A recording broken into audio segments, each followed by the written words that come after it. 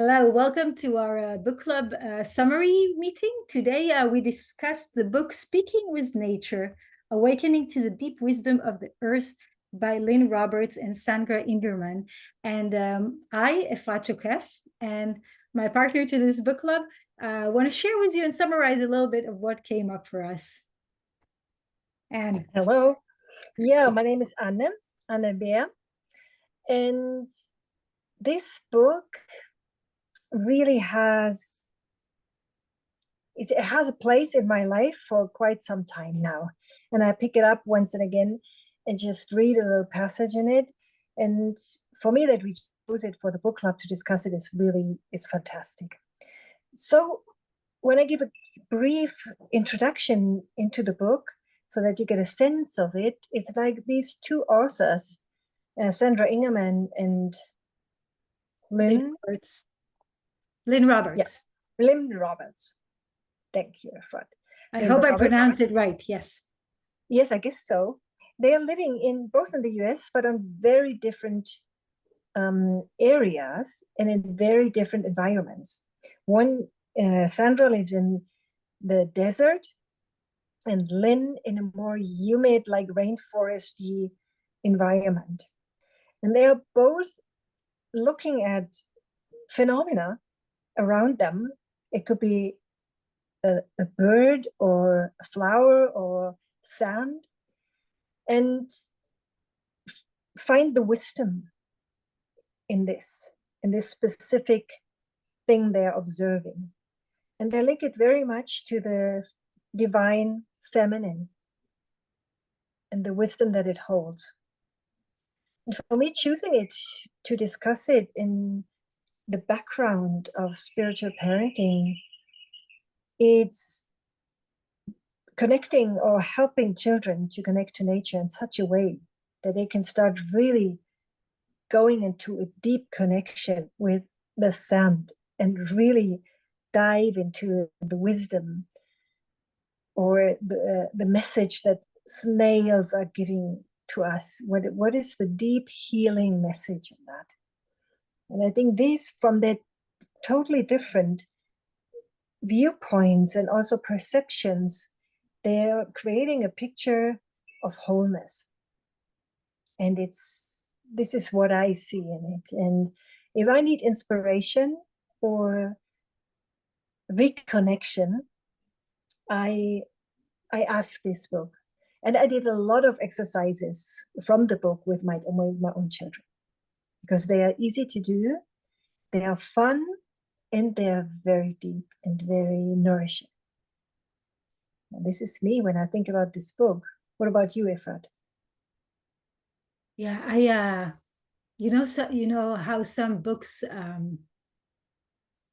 just about the words or the story or the plot, and some books are about the energy. So for me, this was a book that holds energy. It was, you read it and you can't put it down. And they're both, the authors, they both offer us really deep wisdom, and at the same time, they go to the literal examples of how it plays in their lives. So I like books that hold energy. Definitely the energy of the earth. I think it's magical when authors manage to bring that to us. And in that term, I would say that I might be jumping, but I definitely think this is a book that teens can read and can enjoy and can understand. We often look at books written for adults and we wonder, can teens read them? And my answer about this book is that definitely yes. And the exercises are powerful to do both with children and teens. Teens, maybe that would be their introduction to journeying and to exploring. So I mean, in that practical sense,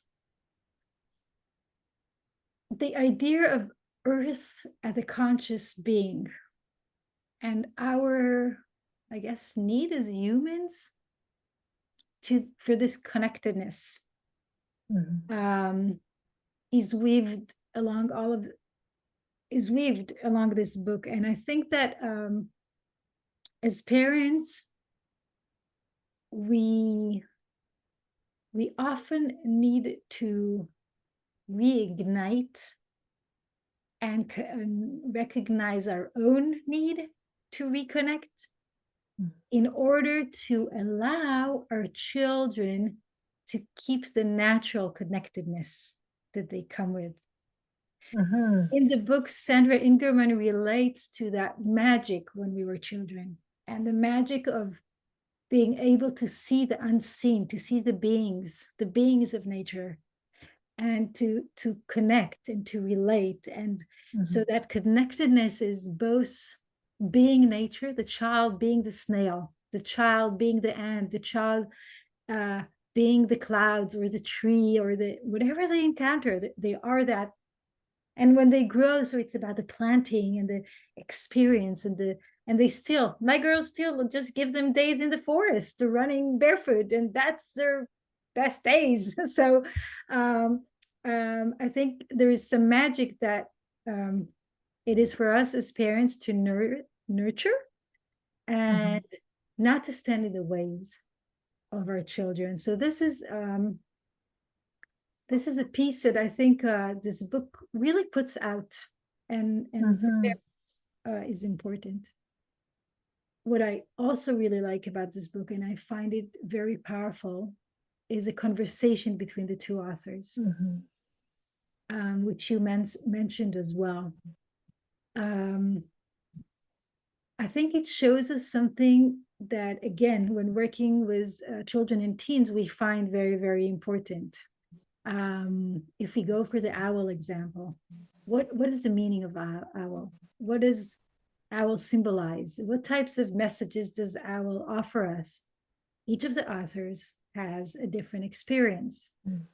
And they clearly share with us that please don't look at the books and what they say about that symbol or that archetype or that plant or that being. Search within yourself.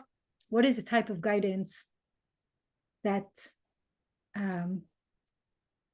spirit is coming to offer you? And I think in both of our experience with working with children, we know how important it is to empower them to know for themselves.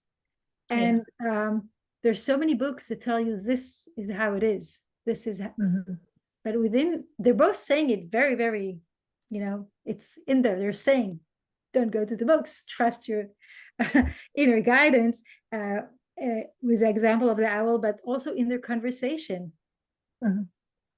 So that was, and it's definitely a book to come back to again and again, not necessarily read through, but just open and see what's the inspiration, what's the guidance, what's the invitation. Everything in nature around becomes alive just after opening that book and touching it, right? Yeah. Oh, the way you're describing it, it's wonderful. And what I also like about this conversation, and I think that's a very important example for children and teens, and I like the idea to give it to my son to read it and not just give him examples out of it, is also that they respect the respectful way they're doing it. Because it's not about holding truth, but it's really, I tell my experience and my truth, and you do yours, and we work from these different angles, and it's interweaving, and it's very, there is the strength. So the way they are connecting, it's a deep teaching. To me, it was like that. It was very much honoring the other every time and thanking for the inspiration, and then staying with oneself. And this is what I see. And to put it in a book, it could be in a conversation like what we are doing now. But writing it has a different impact and has a different strength. And this is what I really like. So it's also like how to be together and how to interact. It's a very encouraging and wonderful example. That's what I feel. Yeah. There's another piece that I'm recalling now and I want to bring in because I think this, I felt it was like a message. and a memory for me. But they are sharing. They're both, at least at the time of the writing the book, they both live on sacred land, and in a sacred environment, and on land that has been continuously nourished. And I think that for many of us humans around the world, it's like we don't have the memory of living in such places.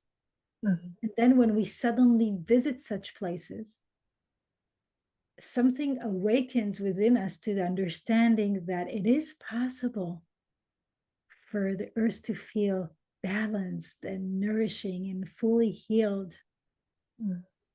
And in one of the chapters, they relate to the idea that as those who work with energies, and I think all kids work with energies, so this is an offering to our kids, even when something is unbalanced, like there isn't enough rain, there's too much rain, so many things are happening to the earth, and kids and teens are troubled by it for a reason, to give them the tool of dreaming, of developing with energy and light, to see the tree healed, to see the land managing the whatever is taking place, and to hold that vision all the way, I often feel, all the way down to the center of the earth, nourishing the center so everything can balance the way it needs to be, because we don't know what it needs to be. Just we need to allow it to change, allow it to transform as nature does, and hold the vision of the healed state. So that's another reason why I think teens can really, really benefit from the book, because it gives a tool, and it shows how they can very easily nourish in parallel to whatever they're doing actively to try to change what's happening. So yeah, that is another piece. That is a wonderful one. Listeners. Yeah.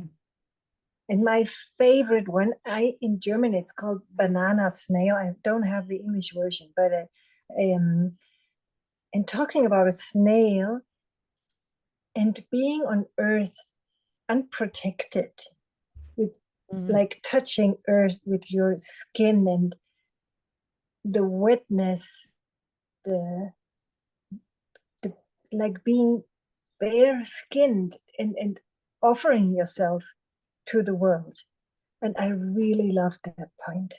I really loved it, because it made me like soften in my body, and also it's an invitation for especially for teens who are really like seeing what kind of skin am I wearing today, and it's just okay the way you are, just stay in connection to the earth and try to find out what is the soil like, and what is everything like. I really liked it.